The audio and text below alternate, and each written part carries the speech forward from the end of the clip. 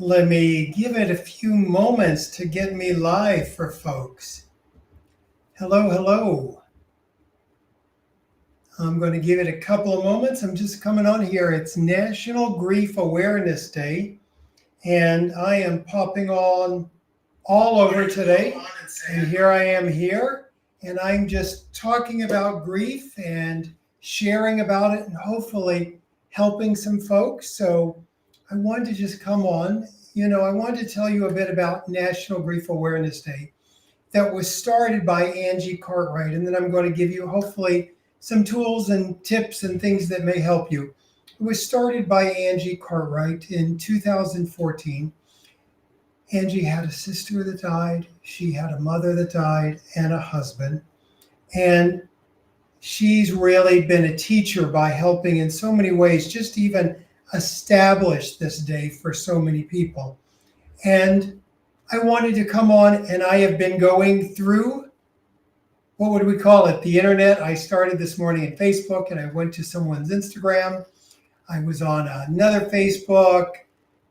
Then I was on a TikTok, then a private grief group, my grief group, Tender Hearts. And now I'm here. I even did LinkedIn. I didn't even know you could go live on LinkedIn, but I really wanted to try to get the words out today to help people be aware of National Grief Awareness Day. I mean, there's a donut day.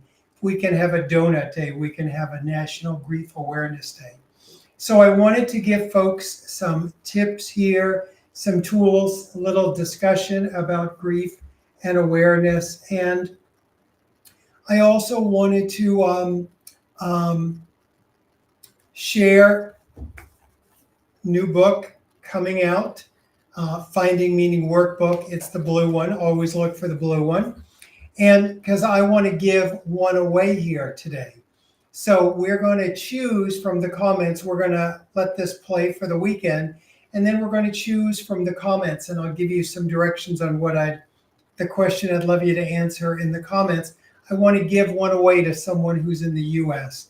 But I want to first begin by just talking a bit about grief and loss. I think the biggest thing people have said to me today is let people know that grief is not linear. Let people know there's no timeline. There's no sequential stages. There's no 5 easy steps. And that there's so much that we need. We need people to see us. And some of you may be familiar with me. Obviously David Kessler, but it's right there. So I'm sure you can see that. And, I have not only been a grief specialist for years, I had the death of my own mother, and I had the death of a son. So I know this world professionally and personally. And, there is no right way to do grief. There's no way that anyone can tell you. There's an old saying, I think it was a Rumi saying, about don't ask someone for advice who's never left their home about traveling. In the same way, especially today in the grief group, people have told me how many people gave them advice about get over it, move on, why are you lingering, why are you still? And the truth is, the people who are giving them advice, their loved ones are alive and well. Here's the reality. Sometimes our grief makes other people uncomfortable. Our grief makes other people uncomfortable. And a lot of times, without knowing it, people will bright side us, have some toxic positivity. Your loved one who died wouldn't want you to be sad. Okay, what? I'm going to snap out of my grief because they wouldn't want me to be sad. I miss them every day. Or starting a sentence with at least, trying to make us feel grateful when we're sad. At least they didn't suffer. At least they died quickly. All of those things. And, I think grief changes us. Grief changes us in so many ways. And I really wanted to hear from you. And one of the things that I wanted to hear from you is today, if you can put in the comments whichever feels true for you, and then we're going to randomly choose a comment to send one of the new books to, is if you're dealing with grief yourself, or you've had grief yourself, which who hasn't, what do you wish people were more aware of in your grief? What do you wish they were more aware of? The other question, if that's not the quite right one for you, is how have you helped to make the world a little more aware of grief? Maybe it's just by saying their name. Maybe it's just by asking people about their grief. Maybe it's just about talking about it. So I'd love to either hear in the comments, and we're going to look later in the weekend. So if you're not here live, it's okay. We're going to just choose someone over the weekend. Today's August 30th, which is Grief Awareness Day. So we'll choose someone's comments. So even if you see this later, you can still be eligible to maybe win the book. And by the way, if you're like, I don't care if I win it, I'd like to buy it or know more about it, you can go to griefbook.com, and you should be able to get it anywhere there, whether it's from Amazon, your local bookstore, Barnes & Noble. There's lots of places. And the good news is if you get it there on any of those places, I have a free companion class that's going to go with it. So let me know. I'm so curious. And I'd also love to know, like, even as I mentioned, even if you're watching this later, I'd still love to know in the comments, where are you from? Where you're from? So I think so much of grief that we don't understand because we see the movie and TV version of grief. The movie and TV version of grief is episode 1, someone dies. Episode 2 is they're sad. Episode 3 is they get back to life. Here's the reality that you and I know. Grief has a much, much longer shadow in real life. And all the studies are showing us that too, that grief lasts much, much longer than we think. And I think sometimes we don't understand how long it lasts. And we think we should have the movie version, or even worse, our friends think we should have the movie version and we should just be over it. But the reality is, grief doesn't work that way. Grief doesn't work that way. It's much, much, many of you have heard me talk about my own son. After my younger son died, I wanted to write every parent I had ever worked with a note that said, I didn't know how bad the pain was. Our friends and family who aren't dealing with grief, they don't have a basis to know. Their parents are still alive. Their siblings are still alive. Their spouse is still alive. Their fiance is still alive. Their friends are still alive. And, year earlier today when I was in Tender Hearts Grief Group, I have to tell you, like so many people said, one of the dreaded questions was, how are you? And they talked about the challenges is, how are you? People often don't really want the answer, or at least they don't want a truthful answer. They want you to be fine and they want you to be over it.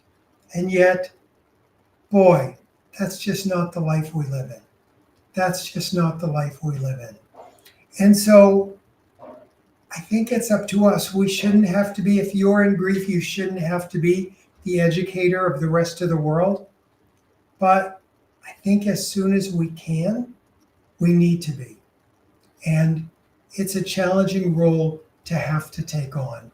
And yet I think the reality is we often do have to take it on. And Finding Meaning, this book, and now the workbook that I wrote, and the workbook is standalone. You don't have to have Finding Meaning for it.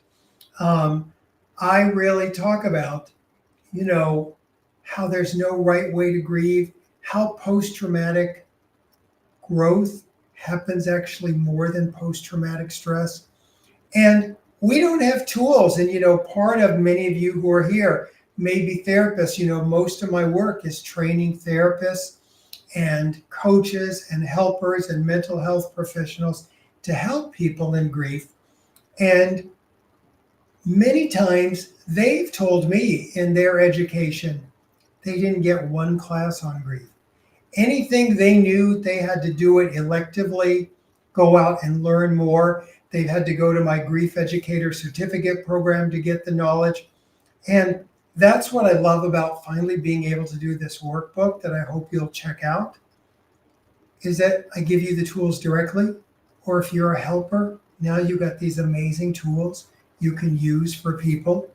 And I'll tell you, part of what we have to realize is that in grief, especially on a day like today when we're talking about grief awareness, grief is a time when family and friends can feel like strangers when they don't see the world as we do. And strangers, other people who are in grief that you may have not met before, can suddenly feel like family and friends. That's why grief groups work so well. And there's also trauma. I teach about all grief does not have trauma, but all trauma has grief. And yet the reality is, as we talk about that, grief is not just the death of a loved one. Grief is sometimes the end of that relationship, the end of a marriage, the end of a job. That trauma can be the end of trusting the world for a while, the end of feeling safe in the world, the end of feeling happy in a relationship. And, listen, I'm a big believer that healing is possible.